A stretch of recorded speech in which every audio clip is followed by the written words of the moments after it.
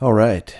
Hello, everybody. Welcome to the Sports Card Show. This is the third installment of my channel, and welcome back those of you who have seen one of the first two videos I did.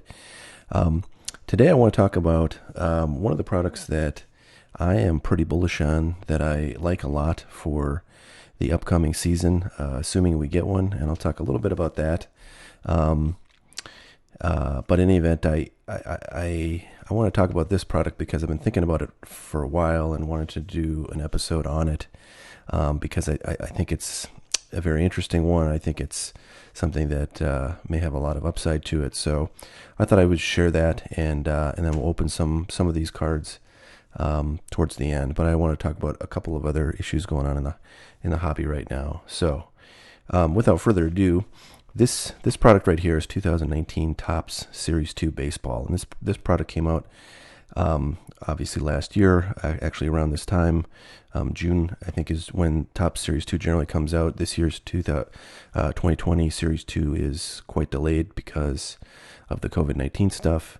But when this stuff came out, it was a very interesting product because not a lot of Series 2 Topps flagship products get much love, because typically they don't have the best rookies in them, and people are excited a lot more about Topps updates. So just if you don't know, Topps, this is flagship Topps, so it's the sort of base, kind of lowest level Topps baseball card product that they put out. There's cheaper products, but this is, kind of the most, I guess this is the one they make the most of, so that you can think about it that way. It's the base Topps. You think back when they made only one Topps product every year in baseball, like 1987 Topps, that was flagship. And so nowadays flagship has a few different series. There's the Series 1 that comes out very early in the year,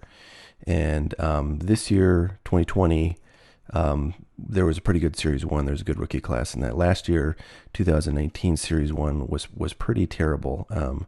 There wasn't really any good rookies in there. There's one guy, Kyle Tucker, who plays for the Astros and has been, highly touted for a long time, but has not really done much in the bigs yet. So that card may yet prove to be valuable, but right now it's not got a lot of value. So that 2018 Series 1 kind of garbage.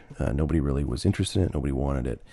Now 2019 Series 2 comes out, and I think people originally thought this was going to be kind of a lame product, because a lot of Topps Series 2 products is, and they thought, update, the update series product, which comes out after this towards the end of each year, was going to be the one to get. But as it turned out, the update that came out after this was not really that great. It's actually getting a little bit more attention now, but last year and kind of early this year, this product turned out to be the star of the show as far as the Topps flagship run. So in this product are the rookies, and I'll show what I've got here. Unfortunately, I don't have what's actually probably the biggest card in here, which is the Vladimir Guerrero short print. But you've got rookie cards. This is probably the second biggest card in here, which is the Fernando Tatis Jr. flagship rookie card. And I'll say a little bit about the idea generally that flagship rookie cards are getting a lot more popular and a lot more valuable, especially when they're graded PSA 10. And to a lesser extent, PSA 9s are fairly popular too. So you'll see that the Topps update rookie cards of Juan Soto and Ronald Acuna Jr., especially when they're graded PSA 10, are very valuable cards. They're, I think, gosh, I haven't looked in a while, but and they've gone kind of up and down. But I think right now the Acuna is probably around $150 or more, and the Soto is probably right around $100 for PSA 10s.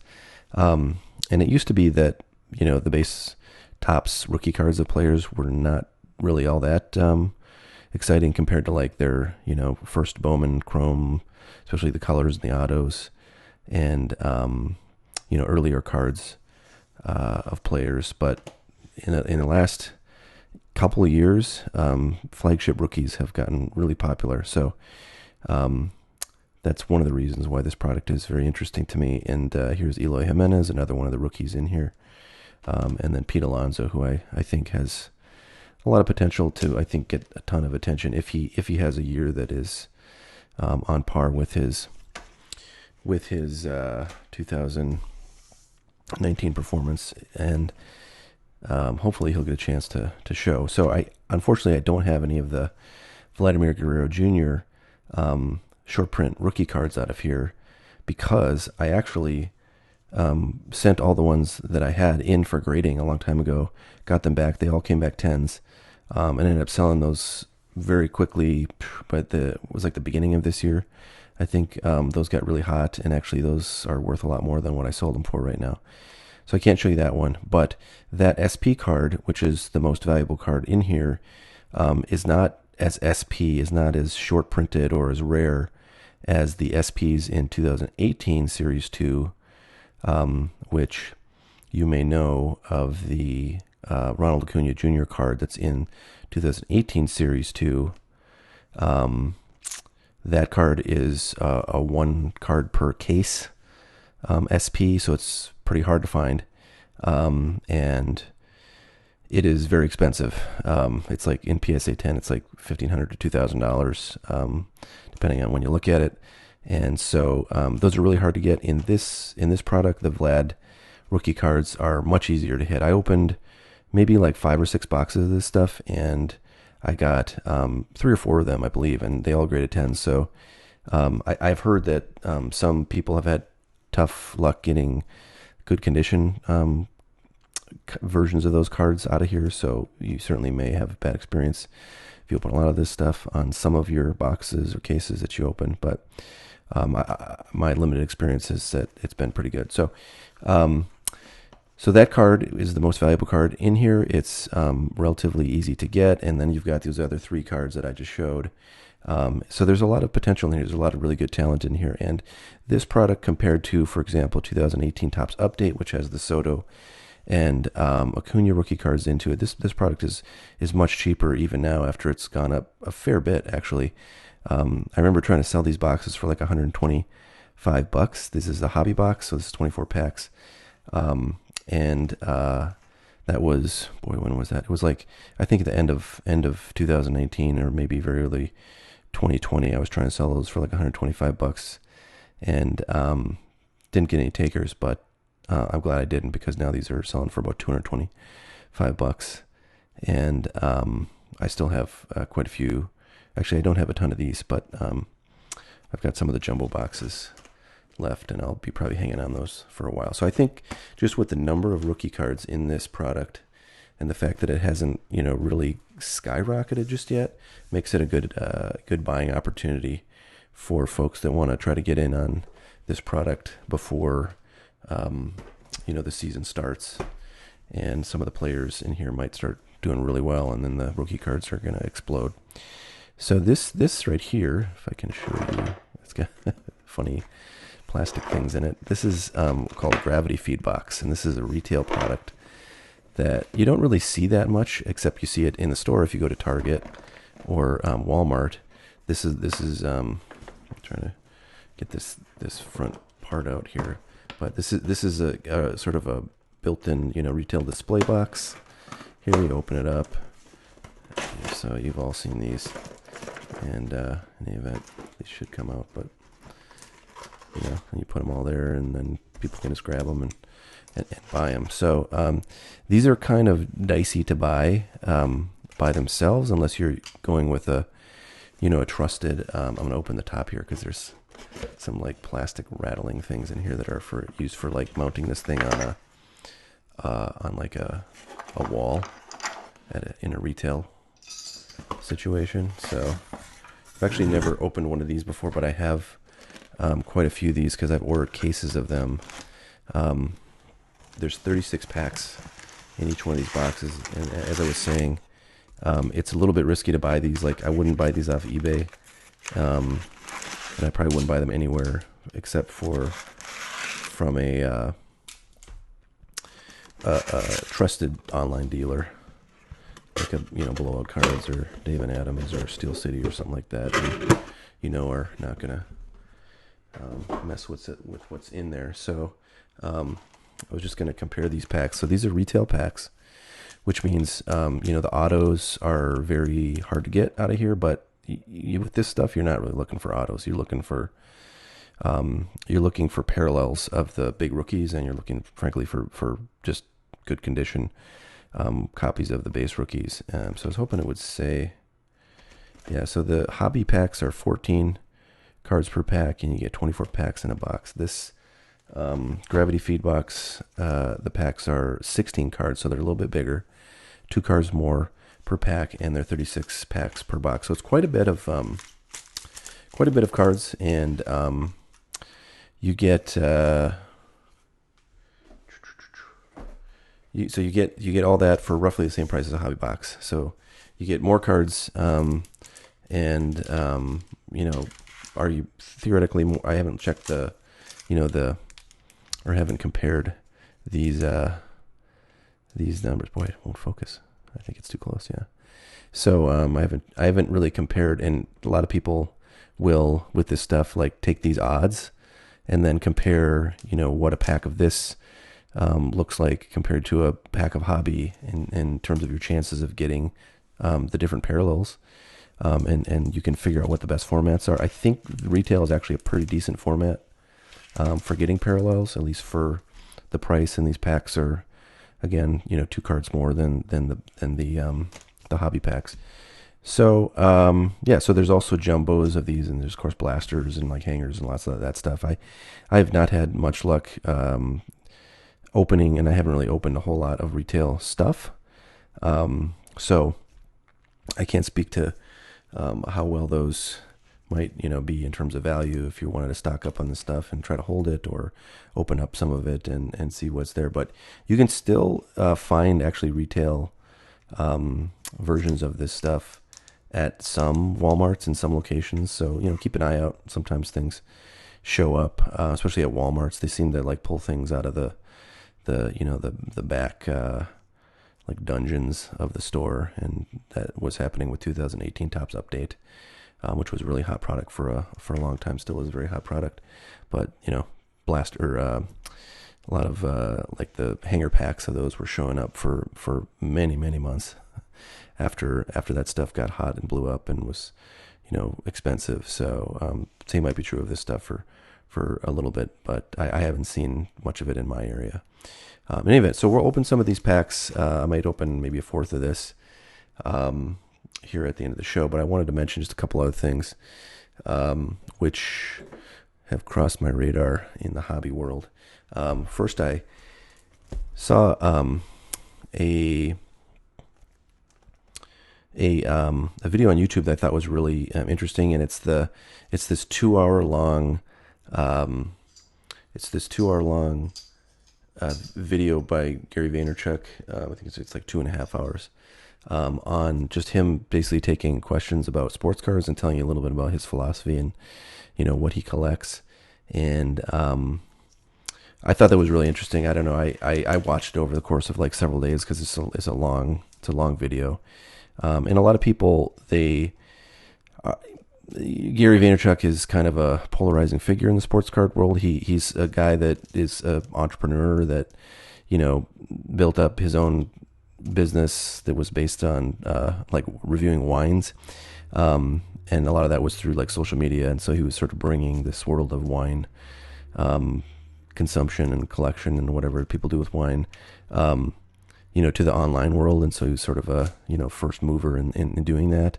And so he became very popular, but now he's kind of like he's an investor, and I think he spends most of his time trying to educate people, entrepreneurs, on what to do, to succeed and things like that. So he's a little bit of a motivational speaker, even though I think he doesn't like that title, but that's kind of what he does.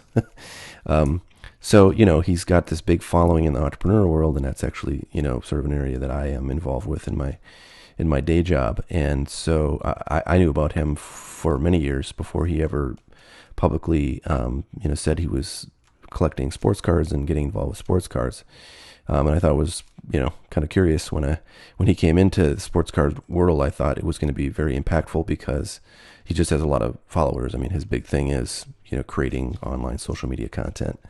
And so he's got, many millions of followers. I knew when he got involved that it was going to be a big deal. And sure enough, it is. But a lot of people think, oh, this is just some fly-by-night guy who's getting involved with the hobby because he sees some money to be made, and he doesn't really care about anything, blah blah blah. I don't really think that's true, and he's pretty defensive about it in this video. I'm going to post a link so you guys can watch it. But I thought I wanted to comment. And by the way, the video is quite old. It's from, well, quite old. It's a few months old. It's from, I think, early March, like the first half of March of this year. So it's kind of like when the COVID-19 stuff was just kind of starting to get serious in the United States. And a lot of the things that he talks about actually, seem like he really knows what he's talking about, because they really come to fruition, or have come to fruition since that video was made. So I don't know. I thought it was interesting. I think if you are like me and you're involved in the hobby relatively recently, in the last 1, 2, 3 years, you will find it interesting. And I certainly don't think everything he said is true or accurate, but I think all of it is informational and entertaining. So I will post that up. And if you want to watch some interesting content from somebody else, please go and check that out. So I wanted to mention that. And then I noticed the other day that people were realizing that the price of these things, which are card saver ones, this is I should have brought one of these up. Actually, maybe I'll just open this real quick, because I'm actually running out on the packs that I had open. But so what these are, if you don't know what these are, you're probably not somebody who grades cards. These are the holders that you're kind of required to use to submit cards for grading to PSA and to BGS and to SGC. So, whoa, sorry, bumped into the mic, as I always do when I'm putting things in my garbage or whatever. All right, so these are like the semi-rigid top-loaded card holders. Boy, why can't I find the? There it is. Well, I don't really want to open the bottom. Oh, there. So they look, and this is a box of 200 of them. So each one of these 4 bags has 50. So they look like, and you've all seen these before if you've collected cards for more than 10 seconds. You've seen these before, but what's newsworthy about these is that they've become very rare all of a sudden, because they're made in China like everything else, and so they just look like this. They're just kind of flimsy but rigid enough to keep your card safe in there. So you put your card in a sleeve, and then I'll take this peel lens out. So this is a sleeved up card, and you put that in there, and that's how you send it off to grading.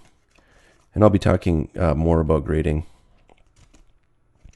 in future episodes of this show. But anyways, these have become fairly rare because of this shortage with shipments out of China due to the COVID-19 thing, and the fact that graded cards have just become a phenomenon in the industry. Everybody is going to grade cards if they are in good condition, and well, not everybody, but more and more people are, and so a lot of people need these so they can send their cards in. And so that's really dried up the supply, and the prices are going through the roof. And I thought I'd just mention that, I don't really have a source for anybody to buy these cheaply right now. I have luckily a few of those boxes because I just stocked up like half a year ago, or maybe more than that. But I would say if you are looking to grade cards, you might want to wait a bit. If you're going to submit like 100 cards and you need 100 of those holders, I mean, if you're only going to buy 100 of those holders, it's probably not a big deal. But if you're going to do a bigger order, if you wanted to get into grading and you're about to stock up on supplies, you might be tempted to go out and buy a bunch of those Card Saver 1 holders. But I would suggest you wait a bit to do that, because I do think that the supply issue from China will resolve itself, as it has with some other supplies in recent history. And so my recommendation is just to kind of wait that out and see what develops. And I'm sure that the prices will come down because there's no reason why China can't make a bajillion of those things very quickly. All right, so with that, I want to open up maybe a quarter of these packs here. So that's 9, I guess, of the 36, and show you, let's see, kind of just what we can get in this product. And maybe you want to go out and get some of this. Maybe you have no interest whatsoever. This is a rainbow foil, so that's one of the many parallels that come here. There's just so many different kinds of parallels, and I think with a hobby product, we're probably going to see like one parallel per pack here, would be my guess. Looks like we're getting one of these historic, what is that? Historic through lines. Okay. We're going to get one of those per pack, it looks like. And that is, it looks like that's a parallel of one of these 150 years of baseball cards. Maybe it's not. I thought that gold kind of corner there was a little bit unusual, but I might be wrong. So we might not get one parallel per pack. So speaking about the baseball season, somebody recently asked me on one of my channels kind of what my thoughts on that are. And, there has not been a ton of media coverage on developments around the possibility of a season for 2020. But there's a nice home run challenge. Those are decently valuable. They're more valuable in the season when you can scratch them off and pick a game when Shohei Ohtani would hit a home run, and if you win, or if you guess right, then you get a prize, and it's like a card that Topps mails out sometime in the following year. So even there has not been a ton of news about the negotiations between the Major League Baseball owners and the players in their union about a possible season for 2020. But the latest in just the past couple of days that I've seen is that it's gone from trying to do, like maybe a 115 game season at a prorated amount that would be like less than true prorating. So the players don't get just like, so if 150 games is like whatever that is, I don't know whether that's 6/7 or 7/8 of the year, then they would get 6/7 or 7/8 of their salary for the year. That was apparently not something that the players were, I guess, willing to do. So then there was a proposal that they do a shorter season. Like, it was really a small number of games. I feel like I can't remember exactly. It was like 60 or 70 games, and then that would be truly prorated. So they would get whatever that is, like 50 or 40% of their salary. So that's one of the rare parallels in here. That's a Father's Day blue parallel. You see, it's got the light blue border around there. These are numbered to 50. There's a corresponding Mother's Day parallel, which has a pink border around it. If you can get one of these, of one of those rookies, you are sitting on a very nice piece of cash there, particularly if it's in good condition and you can send it in and get it graded. So that's kind of what you're shooting for with this stuff. If you can get the base cards, especially for Vlad, who's a short print, you're looking at some pretty decent value there. Oh, and there you go. Speak of the devil, in terms of base cards. A little piece of dust on there or something. So there you have it. And by the way, I just want to, I see the top edge is really hard on here. I think I've heard that this particular card, Tatis rookie, has been difficult to grade, and sometimes that just happens with a particular, print run of the cards. So that's a bummer. And there's our parallel. 150 years of baseball, gold stamped. So there's these 150 years. There's those pink ones. There's the blue ones. There's a camo, or no, not a camo, but it's a Independence Day one with like red, white, and blue. There's vintage stock, which is a card that's printed on kind of a non-glossy form. It's a little bit thicker, and it's got the old Topps logo instead of this new Topps logo. Speaking of Gary Vee, he's got a subset of cards in here. He talks a little bit about this. Said he got, on that video I was talking about, he said that he got paid $35,000 to do this little subset with Topps, and he was, I'm sure he probably would have done it for free. So he said he's looking to do more stuff like that. Put that there.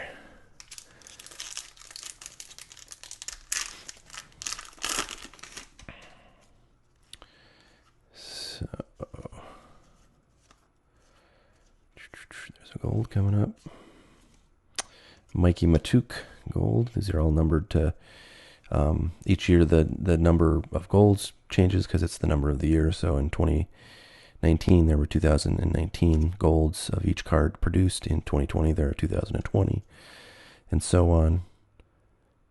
So they're all numbered to 2018, as you can see there. So there's Vaynerchuk.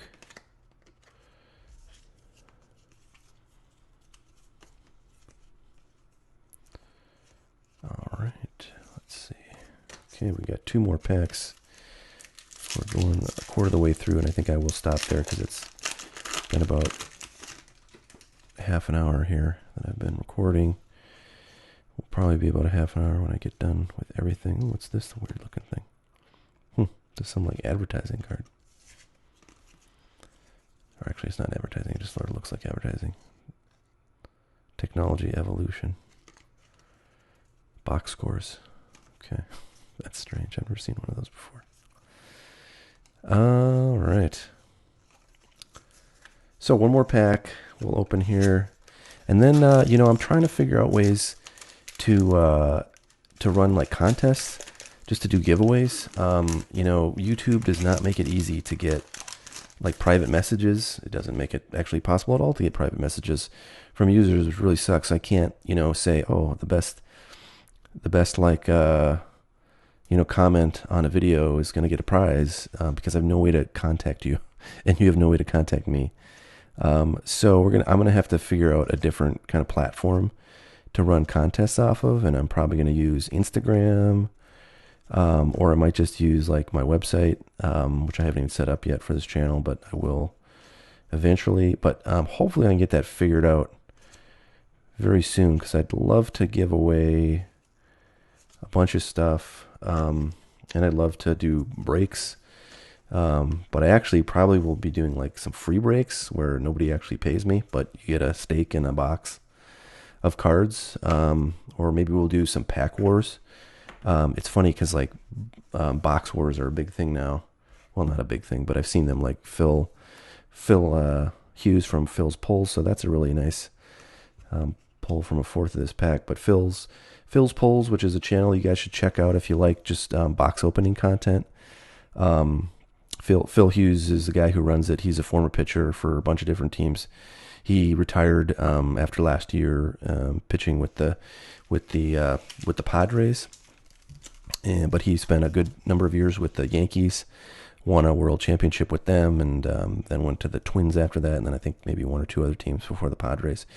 So, anyways, it's kind of cool. I was actually I feel like one of the first few people that discovered his channel. I was like, whoa, I can't believe this guy is doing this, but he is. He opens a ton of stuff, does a couple videos, 2 videos, 3 videos a week, and has started doing like box wars, where basically he gets 2 boxes of cards, and then 2 people, he might be one of them, are sort of correspond to each one of those boxes, and he opens the boxes, and whoever has the best card, the best single card in either of the boxes, gets all of the cards in both boxes. So I don't think I want to do that right away, at least, but I feel like I want to do packs, and I might just pick 2 of my YouTube users and say this is user A's pack, this is user B's pack. I'll open up, whoever gets the best gets them both, or something like that. We'll see what I can come up with, but I've got to figure out a way to get to get folks entered into contests like that and get your contact information and figure out how I can communicate with you. So I'll figure that out. If anybody runs a YouTube channel, I've got suggestions. Hey, let me know. I'd love to, not figure it out myself and just have somebody tell me. But I am looking at options. So once I do that, we'll have a lot of that content. Some other things I'd like to touch on coming up are grading and like the process of grading. And there's frankly a lot of content out there about how to review cards for grading and send them in and what, how to do it and what the process is and blah, blah, blah. And I've watched a fair number of those, over the years, but I do want to do one that kind of shows you what my process is, some of the things that I've learned from doing grading and that you might be able to benefit from. So I'll be doing a video like that. Hopefully in the near future. I've actually found a new grading service that I've just sent some orders into recently, and I might try to get those back before I do that video, because I'd like to sort of give you my review of how it went and see if I recommend it. But that would be, fairly distant in the future because grading takes forever these days, unfortunately. All right, well, that's all I got for now. Thanks for watching, everybody. We will be back with more content soon, and please like this video and subscribe if you haven't already. I've got 350 subscribers, and if I get to 1,000, I can do live streams. So until then, I can only just do recorded videos and upload them, and that will probably work for if I'm doing like giveaway breaks. But if I ever want to do paid breaks, I'm gonna have to do those live, so everybody can watch as I go and make sure that I'm not slipping in cards or slipping out cards when I'm not supposed to be. But I do need 1,000 followers to get that. So if you could help me by subscribing, I'd be very grateful. All right, thanks for watching, everybody. Catch you all later. Have a great one and happy collecting.